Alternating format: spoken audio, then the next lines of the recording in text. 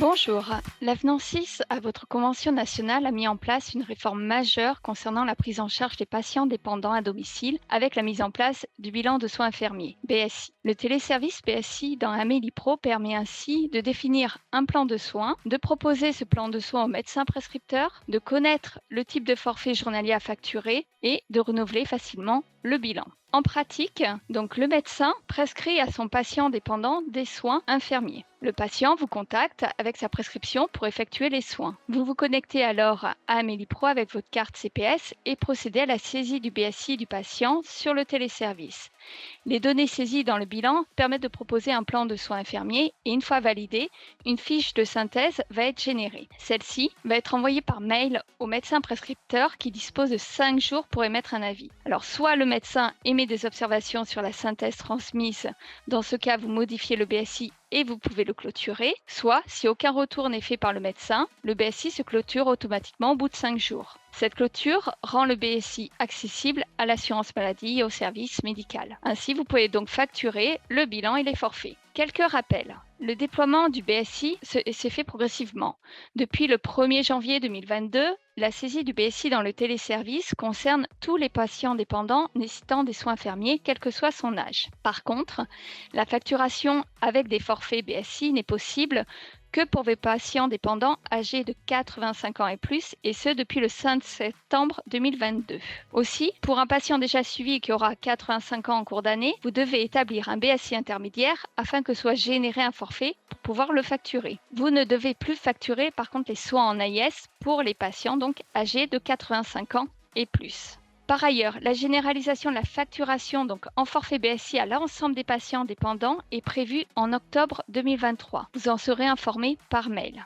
Ensuite, suite à la saisie du BSI, vous avez la possibilité donc de facturer à l'assurance maladie soit un BSI initial, donc pour la prise en charge d'un patient dépendant, soit un BSI de renouvellement pour un patient dépendant qui est déjà pris en charge, donc en cas de prolongation de la prise en charge au-delà d'un an, et enfin, soit un BSI intermédiaire qui est réalisé donc pour un patient dépendant déjà pris en charge, mais en cas de modification substantielle et durable de sa prise en charge due à une évolution, par exemple, de son état de santé. À noter, la réalisation d'un BSI intermédiaire ne vous exonère pas de réaliser un BSI de renouvellement à l'échéance des 12 mois de la prescription. Une fois les données saisies, l'outil va déterminer le niveau du forfait journalier que vous allez pouvoir facturer. 3 niveaux de forfait journalier ont été ainsi définis donc en fonction de la charge en soins. Soit légère, donc c'est un forfait BSA, intermédiaire, les forfaits BSB et lourde, forfait BSC. À noter que le BSI donc a une durée de validité d'1 an et doit donc être renouvelé chaque année et pour cela, il vous faut une nouvelle prescription de soins. Vous ne devez saisir dans l'outil que vos seules interventions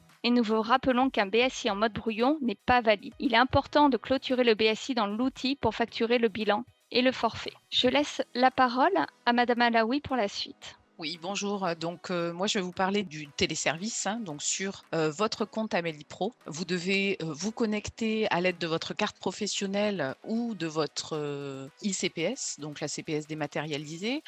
Pour cela, alors je ne sais pas, certains doivent connaître, mais en effet, vous devez cliquer sur Pro Santé Connect et du coup, ça vous permet de vous identifier. Une fois que vous êtes sur votre compte Amélie Pro, il suffit d'identifier votre patient, donc soit avec une carte vitale si vous l'avez, soit avec son numéro de sécurité sociale. Et vous cliquez sur bilan de soins. Vous avez en bas ce qui apparaît lorsque vous cliquez sur bilan de soins. Vous devez juste créer le BSI. Alors là, on va vous rappeler donc certaines règles de saisie pour le BSI qui est composé de 5 volets que nous verrons en détail un petit peu plus tard. Donc on vous demande de penser à enregistrer les données de chaque page pour avancer. Alors faites attention parce que le temps de session est relativement court. Donc vraiment pensez bien à enregistrer pour éviter de tout perdre. Comme ça vous permet d'y revenir. Sachez que vous pouvez donc revenir en arrière, mais il vous faudra donc valider chaque écran pour avancer à nouveau et tous les champs suivis d'une étoile sont à compléter. Alors, le premier écran qui va apparaître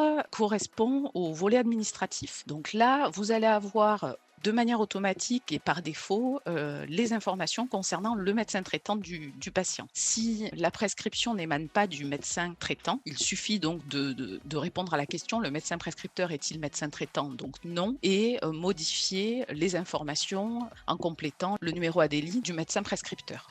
Dès lors que vous aurez enregistré cette page-là, le BSI pourra apparaître en brouillon si vous quittez le téléservice. Mais on vous le rappelle, c'est ce que vous a dit ma collègue, le brouillon n'est pas valide, hein. Il faut vraiment clôturer le BSI pour qu'en effet, il soit valide. Donc vous avez ensuite le volet médico-social. Donc là, vous avez plusieurs bandeaux déroulables. Donc certains sont obligatoires, hein, notamment le SEGA volet A.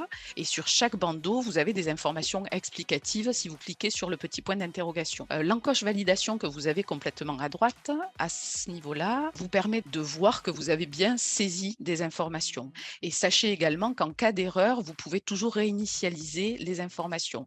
Et là, ça vous permet de fermer chaque onglet, chaque élément que vous allez compléter. Vous allez pouvoir les fermer en cliquant sur fermer pour accéder aux éléments suivants. Alors, vous avez également donc l'onglet soins avec les soins de base et les soins techniques qui sont divisés en sous-onglets. Donc, vous ne devez cocher que les soins que vous réalisez et vous pouvez ajouter les interventions réalisées par un tiers, donc un aidant ou un auxiliaire de vie, dans observation complémentaire. Vous ne devez pas du tout les renseigner dans soins de base ou soins techniques. C'est vraiment qu'à ce niveau-là qu'il vous faudra renseigner ces informations-là. Sur les soins de base, on vous rappelle que vous devez impérativement cocher au moins un diagnostic et une intervention. Et si vous cochez autre diagnostic infirmier qui se trouve là, il vous faudra préciser. Donc, on arrive enfin sur le volet facturation et là, vous devez renseigner donc de quel type de BSI il s'agit, donc BSI initial, BSI intermédiaire ou BSI de renouvellement. Sachez que si vous n'avez jamais saisi de BSI pour un patient, vous n'aurez que BSI initial, bien entendu. Donc ensuite, vous avez donc le forfait qui va s'afficher de manière automatique puisque c'est un algorithme qui calcule le forfait auquel vous avez droit et il vous faudra renseigner donc le nombre de passages prévus par jour, le nombre de jours de soins par semaine et les majorations. Donc ça, ce sont les informations qui s'affichent pour les patients de plus de 85 ans. Voilà, à cet endroit, vous avez, c'est exactement la même page, donc, mais pour les patients de moins de 85 ans, et à ce moment-là, vous n'avez pas en effet le forfait qui apparaît ici, mais bien les AIS3 que vous allez pouvoir coter. Donc, il vous faudra sélectionner AIS3, AIS4 ou AIS 3,1 avec toujours les mêmes informations, hein, le nombre de passages, le nombre de jours par semaine et les majorations à compléter.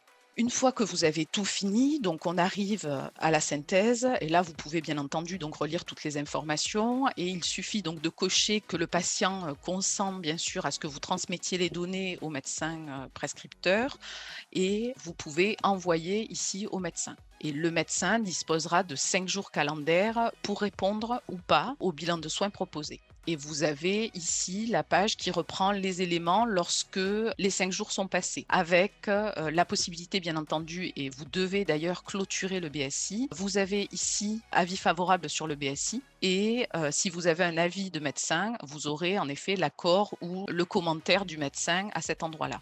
Voilà pour les éléments concernant le téléservice en lui-même. Je vais donc repasser la main à Stéphanie Canu qui va vous parler de la gestion des BSI. Merci Zora. Donc du coup, moi je vais vous parler de la page de gestion des bilans de soins infirmiers qui va reprendre l'ensemble des bilans de soins infirmiers que vous aurez réalisés pour l'ensemble de vos patients. Cette page, elle va vous permettre en fait de vous organiser, de suivre l'avancée de vos bilans de soins infirmiers et de savoir à quelle étape vous vous trouvez. Donc nous avons sur cette page un bandeau de recherche. Lorsque vous allez l'ouvrir, vous allez pouvoir faire des recherches par type de BSI, BSI à clôturer, BSI en état de brouillon, BSI clôturé pour pouvoir faire des listings de BSI en cours.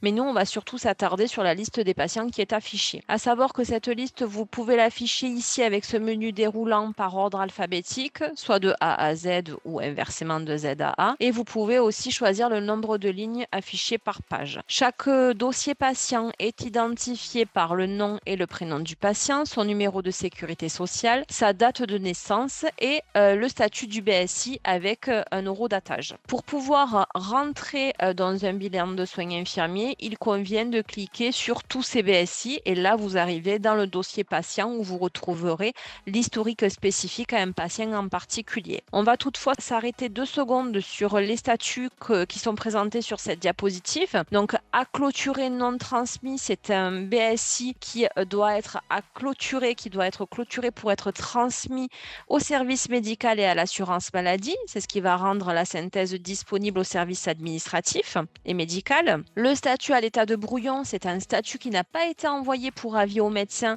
et qui n'est donc pas finalisé. Donc là, attention, il faut finaliser ce bilan de soins infirmiers. Et le statut clôturé en vert, là, c'est un bilan de soins infirmiers avec un avis reçu et clôturé. Donc, on est en conformité au niveau des démarches du bilan de soins infirmiers. Donc, je vais vous proposer de rentrer dans le dossier patient de Monsieur Patient Test saisi en cliquant sur tous ces BSI. Et voici la page que nous allons observer lorsque nous sommes dans le dossier patient.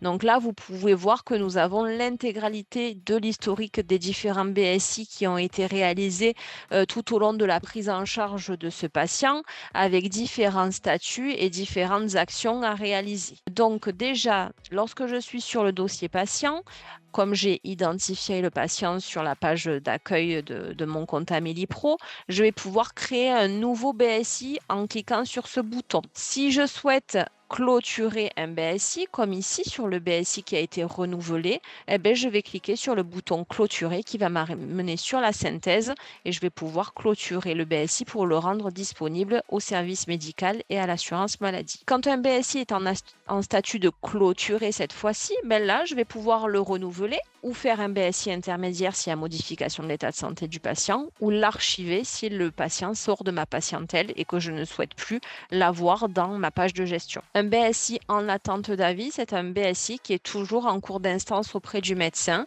Nous sommes toujours dans les 5 jours dont le médecin dispose pour émettre un avis. Un BSI en statut brouillon vous permet de reprendre le BSI ou de le supprimer s'il n'y avait pas de raison de le réaliser. Donc voilà, ici, vous allez vraiment retrouver toutes les actions que vous allez pouvoir réaliser sur les différents BSI en fonction de leur statut. Ce qui est intéressant aussi sur cette page de gestion, c'est que vous allez pouvoir visualiser des alertes. Donc la fonction d'alerte, elle est doublée en plus du visuel sur la page de gestion d'une notification mail que vous allez recevoir sur l'adresse mail que vous avez rattachée à votre compte Amélie Pro. Donc vous allez recevoir des alertes lorsque vous avez un BSI à renouveler sous 15 jours. Donc on est à 15 jours de la date d'anniversaire. Donc là, j'ai un petit point d'exclamation qui me dit que le BSI pour ma patiente Bidas Anaïs doit être renouvelée sous 15 jours. Donc, je peux prévenir et anticiper la patiente en lui demandant de prendre rendez-vous avec son médecin pour récupérer la prescription pour 1 an de soins et moi réaliser en tant qu'infirmière la démarche de renouvellement pour 1 an de bilan de soins infirmiers. Si jamais, pour cette Madame Anaïs, j'ai déjà effectué la démarche et déjà renouvelé le BSI, je n'ai pas besoin de prendre en compte cette alerte. Elle va s'archiver progressivement dans le temps. Voilà. Donc, je pense que nous avons fait le tour sur cette présentation. Je vous remercie pour votre attention.